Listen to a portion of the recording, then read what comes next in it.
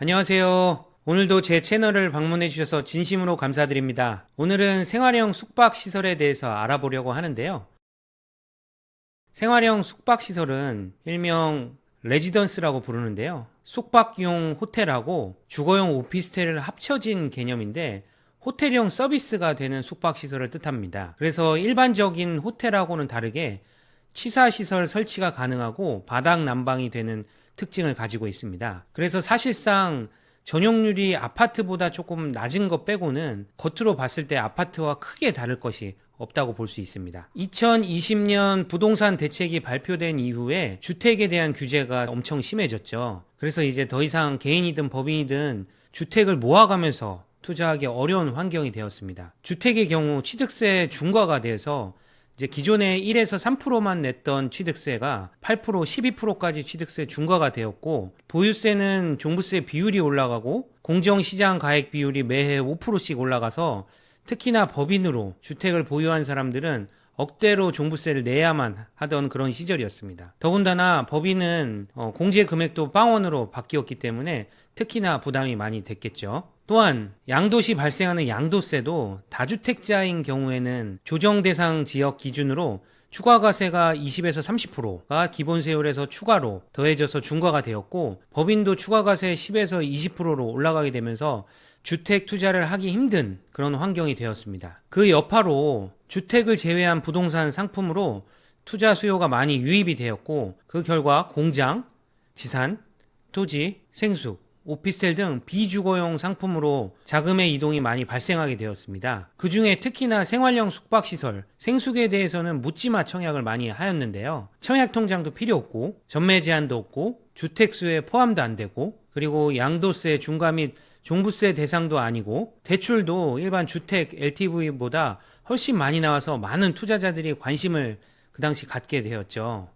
물론 주택으로 사용할 수 없기 때문에 전세자금 대출이 불가하고 위탁 형식으로 운영을 해야 된다는 그런 단점이 있긴 하지만, 부동산 시기가 화랑기였기 때문에 분양이 매우 잘 되었었습니다. 과거 시행사가 생숙 시행을 많이 했었던 이유가 여러 가지가 있는데, 지자체마다 조금 상이하겠지만 주차 대수가 오피스텔보다 기준이 완화되어서 방을 많이 뽑을 수 있게 되었고, 오피스텔의 경우 세대수 주차 대수가 한 대인 반면에 생활형 숙박시설은 200제곱미터당 한 대로 오피스텔보다 훨씬 주차에 대한 규제가 덜했습니다. 그리고 또 오피스텔에서는 발코니 설치가 불가능하기 때문에 확장이 안 됩니다. 생숙하고 아파트 같은 경우는 발코니 같은 서비스 면적을 뽑을 수 있기 때문에 실사용 면적 입장에서는 오피스텔보다 장점이 있기 때문에 시행사들이 생숙을 신축을 많이 하곤 했습니다. 해당 화면에 보시는 물건은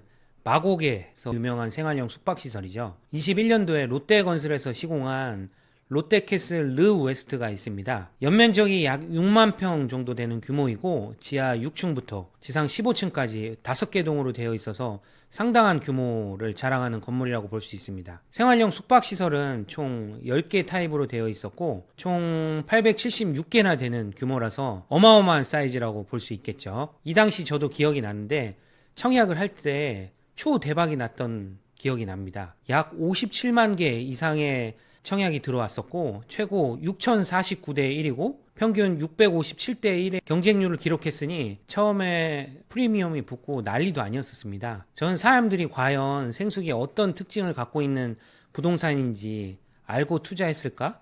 뭐 그런 생각이 듭니다. 그냥 제 생각에는 돈이 된다고 하면 불나방처럼 달려들어서 묻지마 투자를 한 결과가 아닐까? 그런 생각이 드네요. 21년도 보도 자료인데요. 생활형 숙박시설은 더 이상 주택으로 사용을 할 수가 없습니다. 오피스텔로 용도 변경을 유도하려고 했는데 실제로는 거의 미미한 수준으로 전체 비율 중 1% 수준 정도만 용도 변경을 한 것으로 알고 있고요. 그만큼 용도 변경의 허들이 많다는 얘기겠죠. 사람들이 생숙에서 오피스텔로 변경을 하고 싶어도 할 수가 없었던 그런 이유가 있겠죠. 가장 큰 문제는 수분양자들이 생숙에 대해서는 주거용의 개념으로 어느 정도 갖고 있다는 얘기인데, 이제는 주택으로 사용이 불가능하기 때문에 계속 주택으로 사용할 경우에 이행강제금이 나오게 됩니다. 이행강제금은 건축물 시가 표준액의 10%이기 때문에 예를 들어서 시가 표준액이 10억짜리인 생숙의 경우에는 매해 1억씩 이행 강제금이 나오게 되는 것입니다. 그래서 원래 23년 말까지 유예되어 있던 것이 현재 24년 말까지 추가 유예가 되어 있는 상태이긴 한데, 아마도 정치인들이 지방선거를 염두에 두고 유예를 해준 것이 아닌가, 저는 그렇게 생각합니다. 그래서 생수계의 경우 위탁 운영사를 쓰거나 개인이 30인실 모아서 숙박업을 해야 하는데 현실적으로 쉽지 않습니다. 대부분 위탁 운영사를 쓸 수밖에 없는 그런 구조인데,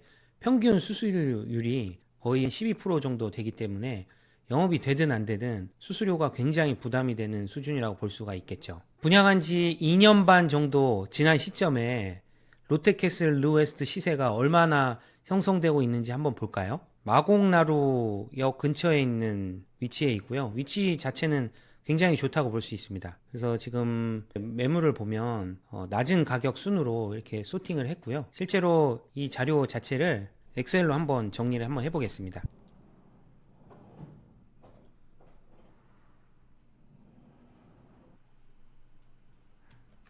이렇게 해서 정리를 해서 이렇게 정리를 해서 구분, 전용 평단가, 전용 평수, 매매가, 분양가 하고 차이 정도만 추가를 하면 현재 분양가 대비 매매가 시세가 어느 정도 나와 있는지 그 차이를 아마 볼 수 있을 건데요. 제가 시간 관계상 미리 정리한 것을 한번 보여드리겠습니다. 아까 네이버 매물로 있던 그 매물을 제가 여기까지 이렇게 정리를 한 건데요. 대부분 보면 마이너스 10%에서 뭐 5%짜리도 있고 6%짜리도 있고 거의 대부분 그렇습니다. 근데 제가 부동산 몇 군데 전화를 해보니 실제 표면적으로는 계약금 포기, 그동안 환불받았던 부가세를 다시 토해내는 조건으로 대부분 그 정도 수준으로 나와 있는데, 실제로 계약을 한다고 하면 여기서 10% 정도를 추가로 얹어줄 수 있는 물량이 있다고 하니까 수분양자 입장에서는 10% 포기가 아니라 거의 20% 포기에 가깝다고 볼 수가 있겠죠. 그래서 네이버 매물을 쭉 보면 맥스가 거의 10% 정도 나와 있는데 실제로는 20% 정도까지 본인이 포기를 해야 좀 거래가 되지 않을까, 그런 생각을 하고 있습니다. 오늘은 생활형 숙박시설에 대해서 알아봤고요. 우리는 기본적으로 아파트 투자를 우선시 해야 되는데, 경기가 이제 굉장히 호황일 때는 아파트 외에 부동산 상품에서도 굉장히 큰 관심을 갖고 투자를 많이 하긴 하는데, 항상 경기가 꺾일 수도 있는 부분이고, 만약에 경기가 급격히 꺾인다고 하면 우량하지 않는 부동산부터 먼저 떨어지기 때문에 그 부분을 좀 기억해서 투자를 한다고 하면 훨씬 더 우리의 재산을 지키면서 리스크를 줄일 수 있지 않을까라는 생각을 하고 있습니다. 오늘 영상도 도움이 되었다면 구독, 좋아요 눌러주세요. 감사합니다.